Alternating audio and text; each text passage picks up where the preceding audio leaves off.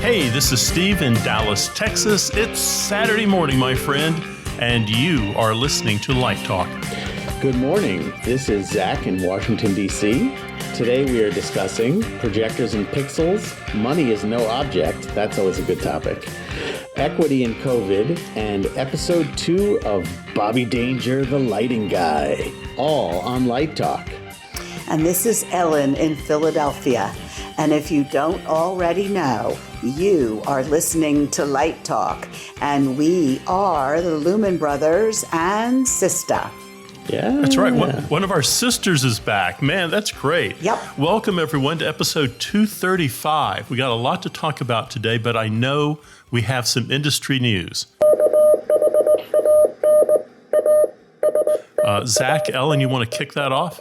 Well, yeah, I think one of the most exciting things is that the Rolling Stones and Genesis, all these bands are going back out on the road. The No Filter Tours on its North American leg looks absolutely fantastic. Kudos to Patrick Woodruff for once again putting on an enormously great show with the lighting and the creative direction. That's a good one. And Genesis, of course, is a iconic band in our industry because they were the first one to go out with the very first Verilight VL1. And here they are all these years, 30 years later? So it's really great to see them out. Yeah, I think this is definitely one of those periods in time where, especially because of, like the passing of Charlie Watts in the Rolling Stones, that if you're comfortable going to see these bands, go see them. Not just because, we want to support the live music industry, but also because you never know how many more chances you're going to get. Well, not only that, but I think that production-wise, the Rolling Stones set a benchmark that, maybe Nine Inch Nails, some of these bands do an incredible production job. But, as way far back as Steel Wheels in the 80s or 90s, whatever it was, I think the Stones have really, really set the benchmark, and everybody should go see them. I mean, the huge difference between the Beatles that toured for maybe, 4 or 5 years, and mostly what we know of them is a studio sound, as opposed to the Rolling Stones where there's hours and hours and hours of live performances. And it's a very different experience. Absolutely. Absolutely. I think that, as I watch my own kids in their discovering of what we call classic rock, and the whole idea of seeing the live concert and the excitement about what's the same, what's different, how does the production value change the sort of visual storytelling for the songs. It's very exciting stuff. And as much as we love the Beatles in our house, I think that the idea of seeing a band live, we've seen, what was that band called? The Fab Four, which is like the ultimate Beatles tribute band that's made up of the guys from David Letterman's band and Conan O'Brien's band, because I think there's just something so magical about seeing the music live. Right. And as I always say, it's only rock and roll, but I like it. Well, I mean, we've come a long way since the days of the Fillmore East and the Fillmore West. I mean, in all fairness to the Beatles, those early tours, I mean, that was about a sound system. You'd go and see this, right, and there was no real lighting system. There were speakers on stage, and there was all these kind of hockey arenas that seated 5,000, 6,000 people. People brought blankets, and they brought right, pillows to sit in. And they sat there, and they sucked on their bongs, and all the lights were up, and they had a good time. When you look at the speakers that were on stage, you laugh. Some people have bigger bows in their living room. Although I did see recently the Grateful Dead's famous Wall of Sound is now being auctioned off. Wow. So you can own a piece of the Wall of Sound. Wow. Does that include cabinets that have no speakers inside them? I have a feeling that the person who would know would be Stan. He's the audiophile of the group. Speaking of the Fillmore East, I worked there in the late 60s in New York City. And one night after a concert, a doubleheader with Black Oak, Arkansas and Black Sabbath, I swore I would never go to another concert. Is that because you lost your hearing at that one? I was deaf. Yes. Well, Zach, you have our first question. Where's it from? Fred in Boston asks, How do I choose between using a projector or an LED wall? Can you explain some of the differences, advantages or disadvantages of each? This is a great question, and the answer has really kind of evolved over the years as the quality of each of these separate display devices has improved. Even as recently as 5 years ago, it was much clearer answer in terms of using a projector or LED because of the way that LED looked versus the way projectors looked. You'd say LEDs are brighter, LEDs are lower resolution. Projectors can create something that's a more creamy image. That was a big thing. Wendell Harrington used to tell me all the time that projectors are creamier. But at this point now, I think that a lot of the factors that can go into these things are about, what kind of space do you have? Is there room to fit an LED wall in there, or are you kind of projecting onto something? Are you trying to map your image around a physical object or a piece of scenery? In that case, you're going to probably want to use a projector. Are you doing something outdoors? In that case, you may want to go for something with LEDs. I think at this point now, we've seen on TV, even when they use LEDs, like even recently as the Tony broadcast, that the pixels have gotten so small and the quality has gotten so much better that you really can't even tell the difference when it's being used in broadcast. Between a projector or between an LED wall. So I think you think about your budget, you think about what the application is, you think about what your venue is, if you have to take it apart and put it back together. I think in my heart, I tend to like the way projecting looks more than the way LEDs look, but that's because I'm not old, but I'm old enough. The projector is sort of more romantic to me in a way, because it's like a lighting instrument in a way that an LED wall is not. So I feel like we can do more fun tricks with that and help. We've talked about this in the past, like even using it to augment lighting in some ways now that we have these 40 and 50,000 lumen projectors. I saw an LED wall years ago when they first kind of came out at LDI, and it was pretty spectacular. The cost was just phenomenal. And I was talking to the sales rep, and I said, I'd kind of like to see this in action. And he said, well, if you will give me a 50% deposit. Now, this is in Las Vegas, mind you, because I assumed he had one in Las Vegas. But he said, if you'll give me a 50% deposit, I will have you on a plane to Saudi Arabia tonight. And we will go there and see, what this beast can do. But it was so expensive, no one in the U.S. had one yet. So has cost come down a lot on LED definitely. walls? I mean, cost has come down significantly on LED walls. It's not necessarily like dollar for dollar equal between projector and LED wall, but there's a lot of other factors that go into it too. When you dig deeper, there's the noise that a projector makes, and then will that projector require some kind of housing? So even if it's cheaper, that may end up making it more expensive than an LED wall. The heat, the noise, those are things that the LED wall does not suffer from. Well, I guess I have the next question here, and it comes from Robert in Texas. And Robert says, does anyone know what the equity guidelines are for admitting an audience into your theater? Well, the equity guidelines, Robert, are probably not the guidelines we're using in Texas.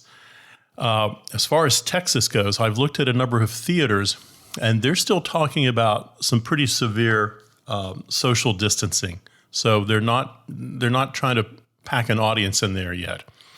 I did look at equity and New York, though, since that's what you asked about.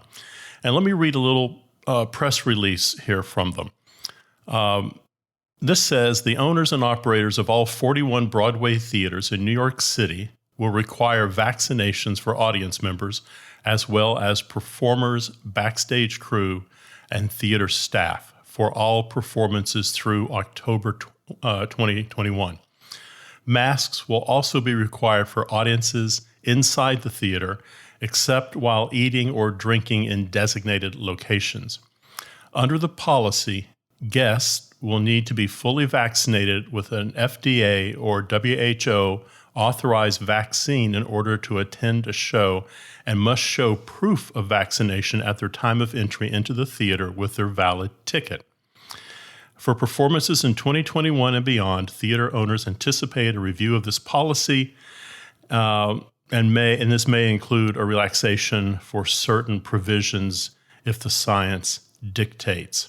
Exceptions are being made for audience members under the age of 12 and people with medical conditions or closely held religious beliefs that prevent vaccination. If you watch the Tony Awards, I mean, they were packed cheek to cheek watching that. And as I remember, everyone had a mask on.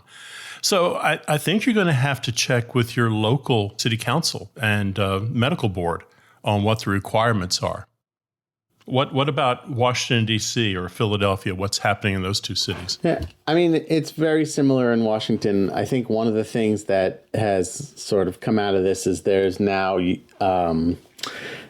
a COVID awareness or some kind of COVID, someone who's basically in charge of administrating all of the COVID stuff. So it may be your stage manager. There may be an additional person like with the company manager or even the production manager who is responsible for making sure everybody knows the rules for that particular production. Everybody knows what they need to present. Like the big question that a lot of patrons still have is, do I need to bring that little paper card with me? Is there some kind of like digital version of proof of vaccination that I can bring? I know some cities are developing these, what do they call them? Vaccine passports, where it's like a thing in your phone and you can just show that. Or can you show just a photo from your phone of your vaccine? But I think that one of the rules, like I know in particular, someone who's working on the band's visit tour, which is being remounted in Richmond, Virginia right now, and somebody tested positive. So that person has to quarantine for 10 days. But everybody else, even those who are vaccinated, are now getting tested daily throughout this process because of they want to be safe about breakthrough infections. And really, it's just, a lot of this is what I would consider common sense. If you don't feel well, stay home. Well, Philadelphia has a mask mandate that went into effect on August 12th, and masks are required at all Philadelphia theaters and indoor venues. Vaccination required for all employees and patrons. So in a theater, if everybody that works there is vaccinated, people do not have to wear a mask. If they do not require, if a theater has an audience coming in and everyone is not required to be vaccinated, then there is the mask mandate. And we went to a concert 2 weeks ago. We saw one of the Bob Marley band spin-offs called The Wailers, and it was definitely a mask requirement. You had to show your Vax card at the door, and the poor kids that are normally just ushers were going up and down the aisles with a flashlight like, put your mask up. So they weren't taking any chances. Nobody wants to be the person who shuts your theater down. Right. You just managed to get the thing up and running again. So I mean, everybody's being very cautious. I mean, we're putting chairs 6 feet apart in our two spaces in which we can actually move seating. Yeah, I think especially on the production side of things, where everyone is just like so hungry and happy to go back to work that nobody wants to be the person that makes it so that everybody can't go back to work. Okay, this one is for Zach as well. Gary from Denver asks if there's a difference in creating content for a projector or for pixels. That is an interesting question. When we think about a pixel, the definition according to Merriam-Webster is it's any of the small discrete elements that together constitute an image, such as on a television or digital screen. So it's all the little dots that make up the image that we see. And, we hear a lot about this idea of megapixels, with our cameras and our phones. Megapixel is 1 million pixels. So basically, if you think about a projector that might have a 1080p image, which is 1920 pixels wide by 1080 pixels high, if you multiply those two numbers, you get 2,073,600 pixels, which means that a HD projector puts out about 2 megapixels, image of 2 megapixels.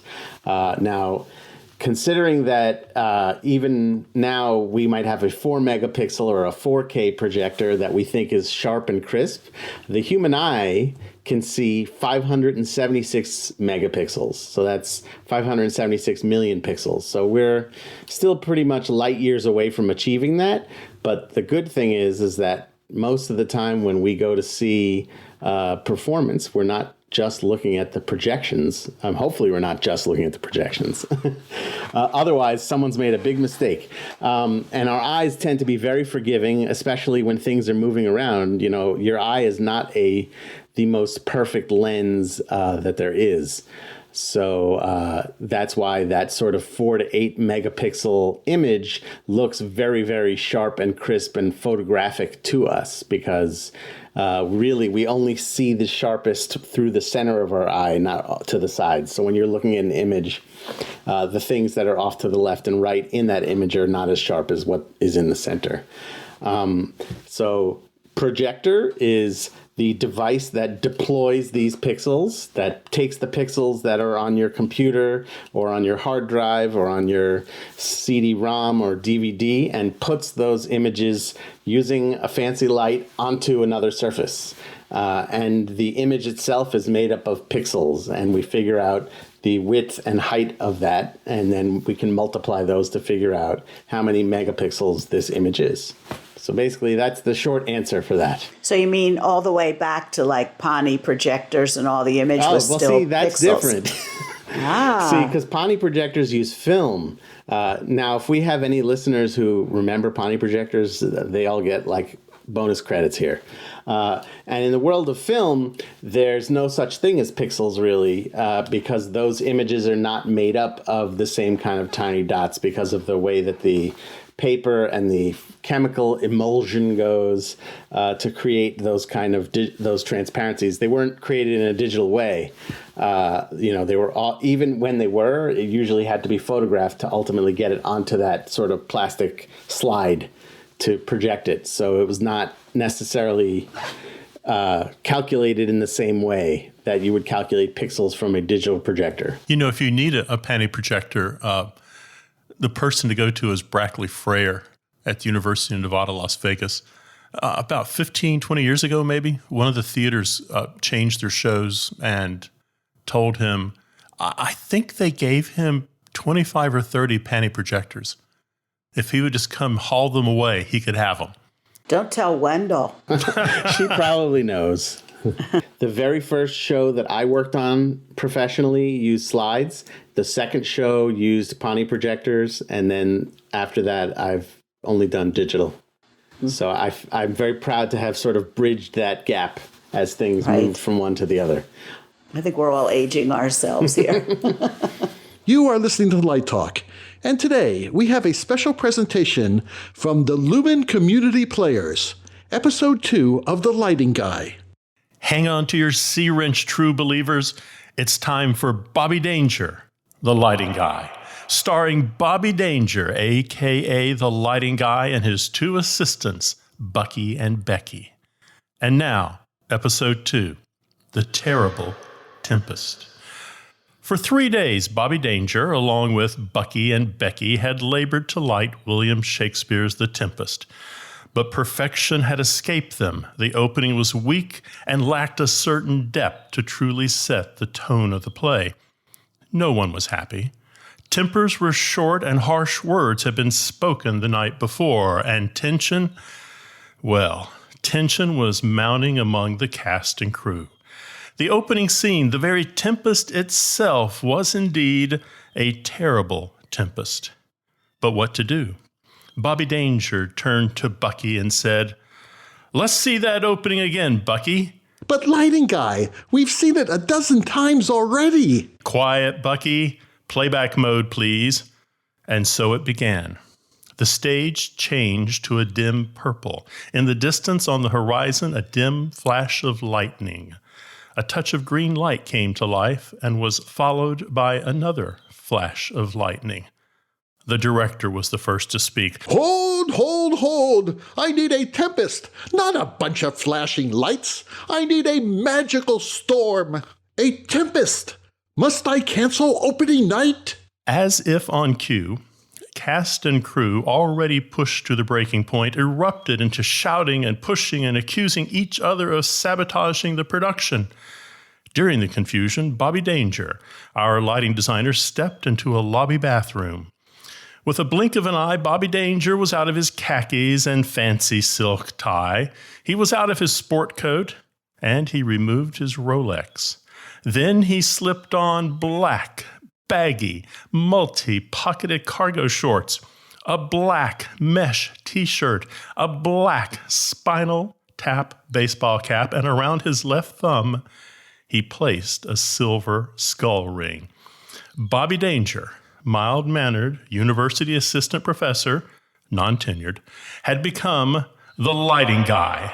Returning to the auditorium, Bobby Danger was shocked to see the cast and crew had come to blows. A fight had broken out.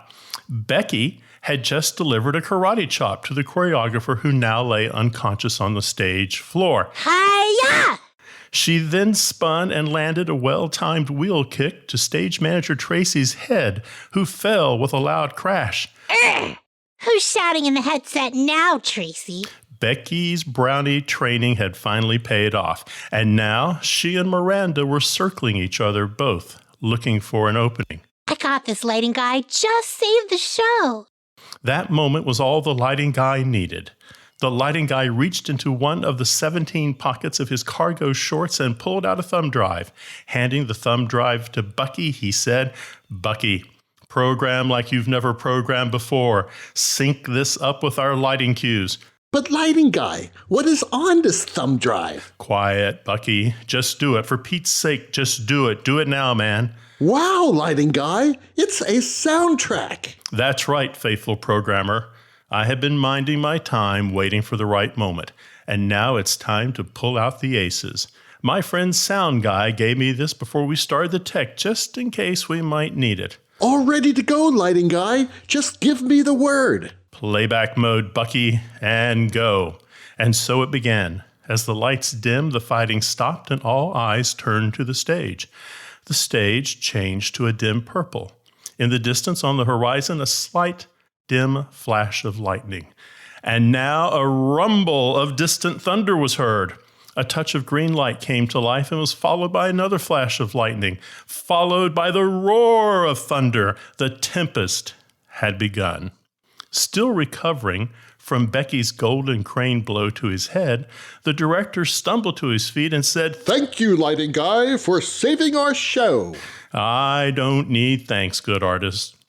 Wherever there's a dark spot, or an awkwardly staged moment, or a timely blackout is needed, well, that's where you'll find the lighting guy." A loud thud was heard as Miranda collapsed to the floor.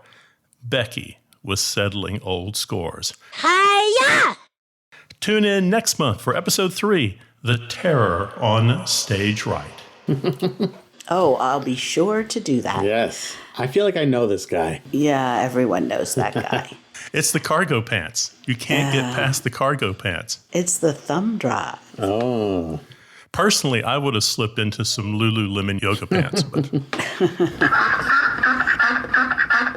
The sound of those rabid ducks means it's time for Let's Talk About. And today's Let's Talk About topic is the Tonys. Well, what did you think, guys? Well, I think that It was a pretty good show. I mean, first and foremost, I feel like this year's Tonys, more than anything else, was about letting the viewers know that Broadway is back. I mean, they put it right in the title. I think we want to let people know that you can come see a Broadway show, and there's amazing stuff currently playing and coming down the pike. I already have my tickets for Music Man for next year with Hugh Jackman and Sutton Foster. And one of the things that I really liked this year, which was kind of like a throwback to the old days, was just because of the way that they had to produce it, the scenes from the different Best Musical nominees took place in their own theaters. There's always that discussion that you have when you're working on a show and you're nominated for Best Musical of how you're going to recreate your scene on the giant stage of Radio City Music Hall. How, like, I remember in Xanadu when we were trying to figure out how are we going to recreate the scene in Xanadu on this enormous stage when we're doing it in a 500-seat theater. And then coming up with the budget to build your little miniature version of your show to do there. So getting to really see the actual designs of those shows, to really see the lighting and the scenery for Moulin Rouge, for me as a viewer, I think was really special treat, as opposed to seeing a facsimile of it that would be reassembled for Radio City. And I think that when I saw those scenes, for me also, I was sold on those two, which happened to win for lighting and scenery. I knew it was cool, but then when I saw it, I was just really blown away. So what was the story with the musical awards? There was no original score? Yeah, I don't totally understand. I mean, I know that Moulin Rouge's music is made up mostly of pre-existing songs that are kind of weaved together, which is why they deservedly won the Orchestrations Award. The other side of the discussion for me is it's sort of like, was it really the right idea to have these awards? I mean, you had a category for Best Actor in a Musical with one person in it. Right, from Moulin Rouge. Right, and he still could have lost. Right, if he didn't get 60% of the votes. Right. Right. So, he did not, however, lose. no, he did win. And he's wonderful. Yeah, he is. And he's also really good in Schmigadoon. If anyone out there who has Apple TV Plus, they should watch Schmigadoon. That 60% mark, you bring up a really good point. Our friend Justin Townsend was nominated both for Moulin Rouge in the lighting category, and he was also nominated for Jagged Little Pill. Yeah. Right. So he could have taken himself out. Right. And it's amazing. But beautiful work. Yes, his work is always beautiful. And if I may, a shameless plug, on Thursday, October 7th, we are having a live webcast on Live Design called Celebrating the Tonys Lighting and Sound Design, with a sound session moderated by Abe Jacob with Tony Award winner Peter Helinski and Jonathan Deans, who was also nominated.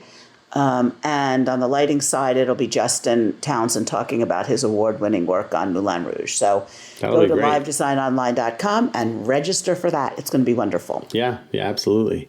But what about the split between Paramount Plus and CBS? What did that mean? That was confusing, because I wasn't sure where I was supposed to go and what to watch when.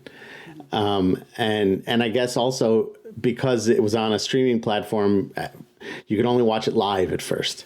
I think that and I've heard from some people, it's too bad we don't have Stan here, because I heard that in Florida that the second half of the Tonys was preempted by a football game. Oh, dear. It wasn't a football game. It was the Green Bay Packers. It was the football game. Game. Excuse me. Well, you bring up a good point because, I'm going to be Mr. Negative here for a second. Are we past award shows? Are award shows slipping away from us? I looked at the numbers on this, and I'm sure you guys saw it too. This was the lowest viewing of a Tony Award ever. 2.6 million viewers. I mean, I feel like that this year, at least, there can be an asterisk for that. Like they get what is it called? A mulligan in golf. Okay. Because aside from the confusion of like people not knowing where to watch what when, that it's like, you're doing this. We're still sort of in the middle of a pandemic. Half the shows that were nominated have been closed for over a year. Some have not yet reopened. Some are not going to reopen. So it's really not the same. I mean, the challenge for the Tony Awards in general, which does sort of talk to your question about whether or not we're in a post-awards world, is that in reality, it's awards for New York theater. So while it may be the biggest stage and the ultimate goal for anyone working in theater to end up on Broadway, that it is still basically a regional awards show in a way that's very different than what it was in, like, let's say the 1960s, where you'd have people who were like, yeah, I did a few movies, but Broadway is really where I belong. That now, I think we're going to see a lot of Hollywood people coming to be on Broadway in the next few years as a big boost in visibility. But I think that in some ways, what we saw this year was more interesting and could potentially be a way of reinventing the Tony Awards, in that it became more of a celebration of Broadway and not specific to this season only. We had that really nice duet sequence where they had, Idina Menzel and Kristen Chenoweth did their thing from Wicked, and the really, really great thing from Ragtime. That was excellent. And Rent. And that was a great duet from Rent. Right. So it was really more of a celebration of Broadway as an art form. And I think that kind of thing might be the way to reinvent and keep alive this kind of award show. Well, I have another question, which isn't really lighting related, but one of the big snubs they said this year was that Slave Play, which was nominated, I think, in several categories, maybe up to 10 nominations. 12 nominations. 12, did not win anything. But it really was, a seminal kind of a play on Broadway. And if I remember correctly, I think I read that every new play opening this season is by a Black playwright. So why is the one from last season snubbed like that? Is Broadway not woke? That is a very, very challenging question to answer. I wish I had my wife here, who is a social worker and specializes in dealing with these kinds of things. Right. It's a rhetorical question, but it'll be interesting to see what happens next year. Yeah. I mean, it's. I think that there's definitely merit to the people who were nominated, and there's merit to the people who won. And I feel like I mean, part of my argument is, I know in the past that there's always the question of, like, did the voters actually see all the shows, or are they just voting for their friends? Are they voting for what they heard was good? I don't think you can vote. You really have to go. But in this case, you have to remember what you saw a year and a half ago. I mean, that's a challenge. Well, that's true. Some of the, like a jukebox musical like Tina or Ain't Too Proud are wonderful shows, but once again, not original scores. So it's interesting. I mean, Moulin Rouge, I suppose, is sort of a souped up, film turned into musical, right, with a lot of hit songs. There was the original musical 6, which I think was supposed to open like a few days after everything got shut down. It was like on the cusp. Right. And they didn't, so they were not eligible. I mean, the other thing with 6 that I think is an interesting thing to note, just as a side, is that when we talk about shows doing an out-of-town tryout, that 6 did an out-of-town tryout on Norwegian Cruise Line as opposed to a regional theater. Right.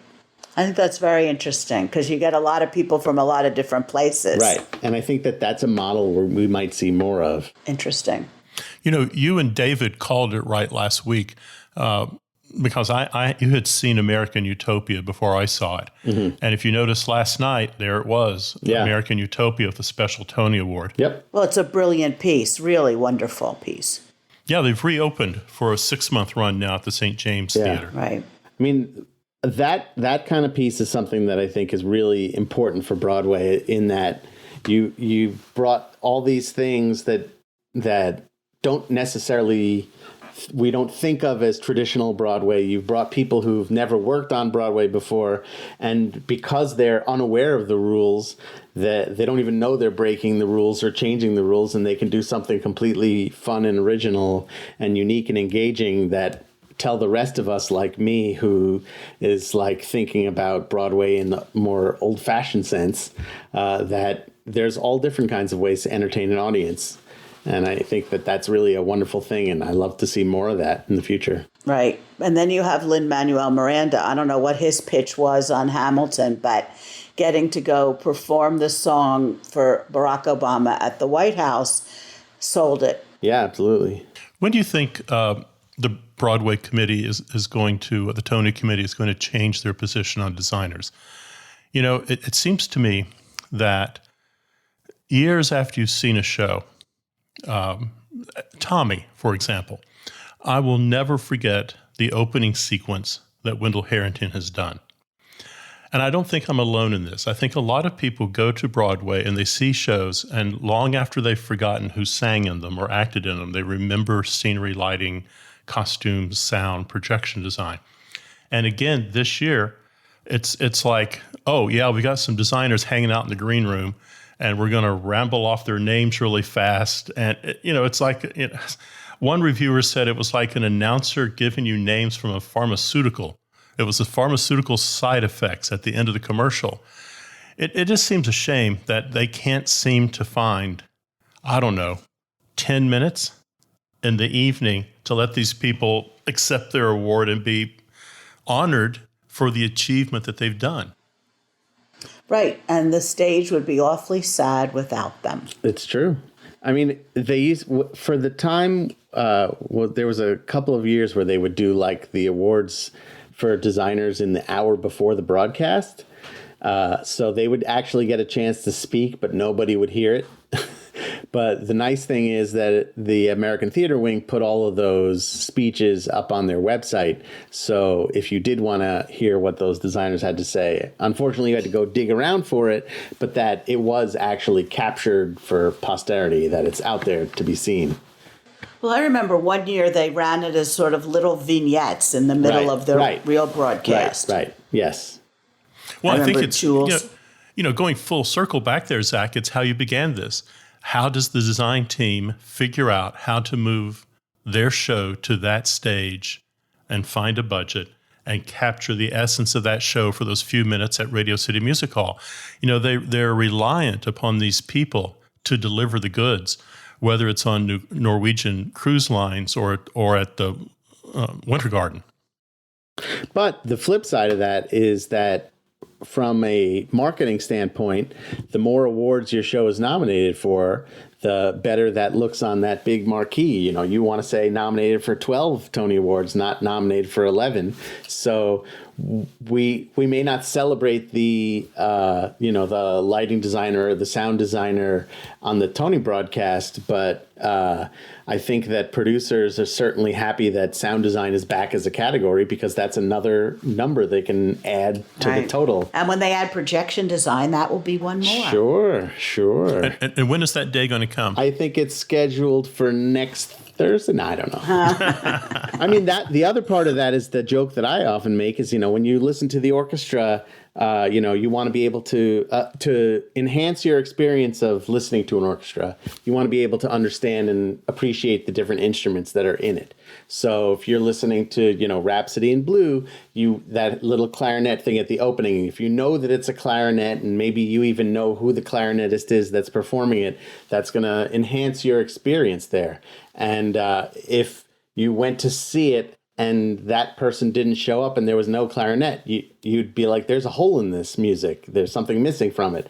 And I'm not necessarily suggesting that when the Tony voters go, we should turn the projections off and see if they can tell the difference. But I mean, in some ways, all of these parts go hand in hand and piece by piece to make this world that's on stage.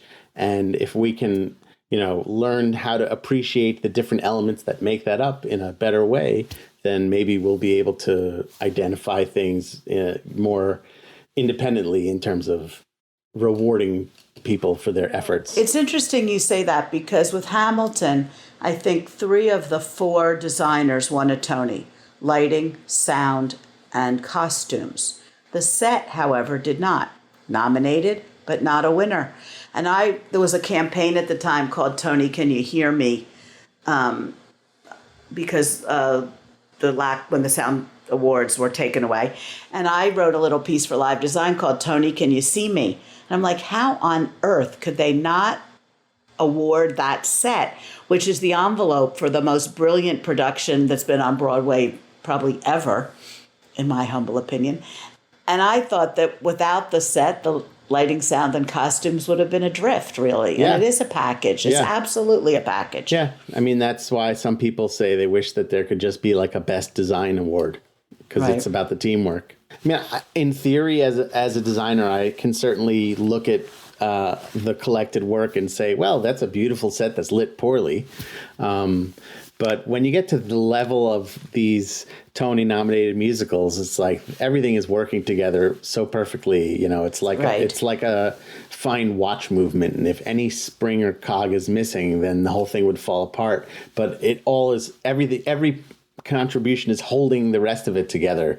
So it's really hard to say, like, this was the best musical with the best orchestrations and the best lighting and the best costumes, but not the best scenery. I think it's hard to say how to do that. And I guess, back in the day when, the janitor was the lighting designer because he knew where the light switch was, and they didn't have those awards, and it sort of developed over time. In many ways, it's sort of a Band-Aid on a Band-Aid on a Band-Aid.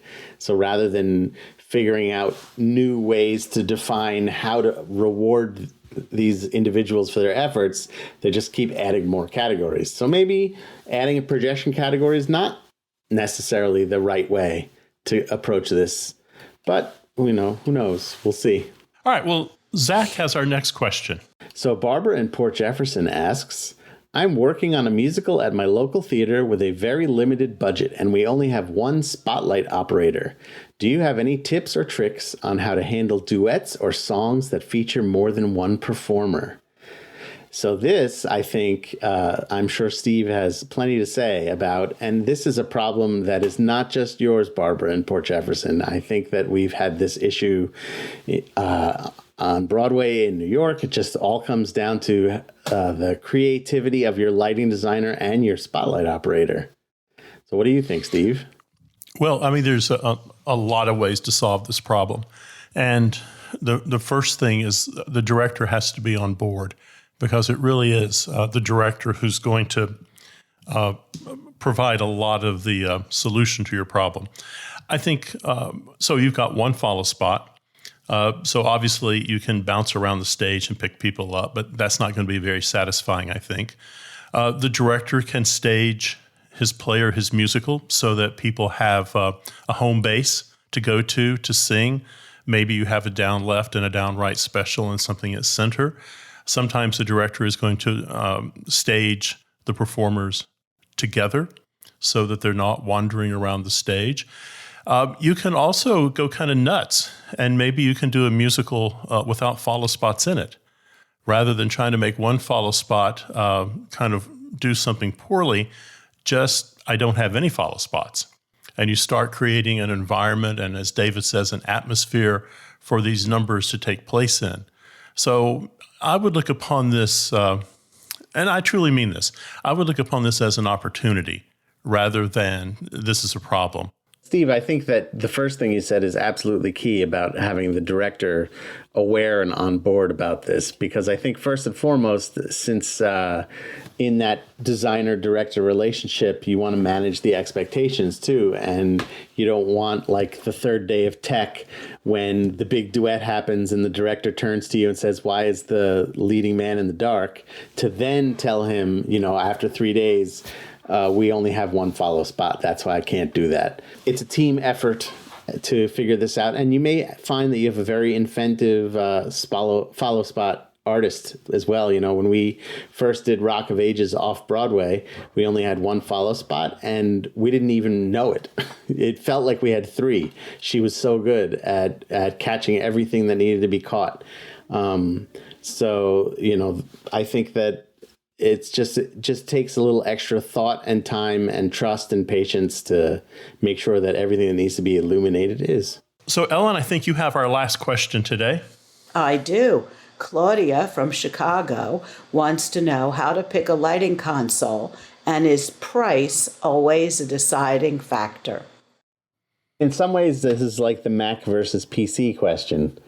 You know, I think I'm typically, when I walk into a theater that does mostly traditional theatrical stuff, you're going to see something from ETC. You're going to see an EOS, you're going to see an Ion, something like that.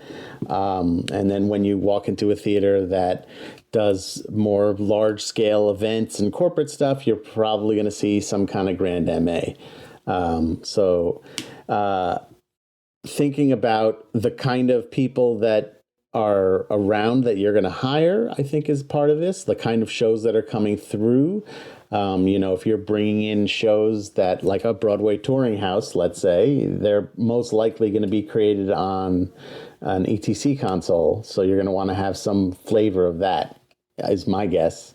I mean, that being said, there are a gazillion and one other consoles out there besides those two. Those are just the two that I think you see most frequently. You know, I always talk about the Jan's Vista console, which I'm always interested in because it uses a timeline, which is, you know, the core of programming anything in the video world is with a timeline. So I have yet to actually encounter a Jan's Vista in a theater, but I know that they're out there and I'm always curious. Yeah, it's interesting. There's a lot of, you know, European and other consoles. The Ava lights are certainly popular in the rock and roll world. So and of course the Grand MA comes from Germany. So I do think it's a question of price. And like you said, what kind of shows is it for? Is it for a house of worship? Is it for a rock and roll show?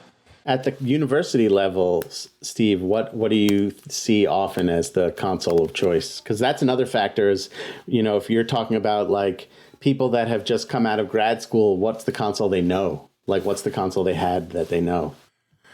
Well, I think ETC did a brilliant job in putting a console into every middle school in the country. And that has followed students into high schools, and it's followed them into universities. But and I'm going to say that, you know, if I were a college student today, I would turn my gaze toward Grand MA, and I would learn how a Grand MA programs, because I think that is such a versatile console. It's just expensive. So, you know, here at SMU, we have Strands Neo. We use the ETC Geo. We have a couple Grand MAs, and we have a Hog. So the idea is that you train on all those consoles over the 3 years you're here. And it's interesting because no matter what that student comes in with, you know, if they come in and they're a heavy Grand MA user, then, you know, we turn them loose on the Geo. And they complain and they complain until they get to understand what that console is capable of doing. Or we turn them loose on a Hog, and they're a Neo user. And they talk about how horrible the Hog is until they get to know what it does. So I think the more you know about the equipment that you're going to be designing with, you know, you have to be smarter than the light, and you need to be a little bit smarter than the console so that you can get the show you want out of the equipment you're using and not be blindsided by it. So maybe the answer to Claudia's question is she needs to simply shortlist it to the 4 or 5 major console companies, get a sales rep in there and say, you know, this is what we do. How can you help me solve my problems? And I think that's the question you ask them, Claudia. how can you help me solve the problems I'm facing Right. with the console I have now? Yeah. And then just see where it falls. That's a good way to go. There you go. Maybe they'll fly her to Saudi Arabia. Oh, That's right. Well, the rocking sounds of the Luminoids tells us that once again, you've spent another morning listening to Light Talk. You can hear our show on Spotify, iTunes, Google, YouTube, Live Design Online, Amazon Prime Music, and just about every podcast site out there. Check out our website on lighttalk.org for future guests, and be sure to follow us on Facebook and subscribe to our podcast. That way you will not miss a second of Light Talk insanity. no guarantee is offered regarding the accuracy of any statements or opinions made on this podcast. However, If you do decide to litigate, the law firm of Flecht, Flocked, Flare, and Glare and their paralegal Snoot will defend us until our retirement funds are depleted. Light Talk is written and produced by the Lumen Brothers, coming to you from Philadelphia, Washington, D.C., and just left of the Chisholm Trail. And be sure to join us next week when David, Steve, and the gang chat about more useless things and explore the crazy shenanigans in our industry. Light Talk, broadcasting questionable Lumen knowledge and humor around the world. See you all next Saturday morning. Bye-bye from Light Talk. Bye-bye. Light Talk. Lumen Brothers. Light Talk. Light Talk. Light Talk. Lumen Brothers. Light Talk. Nice.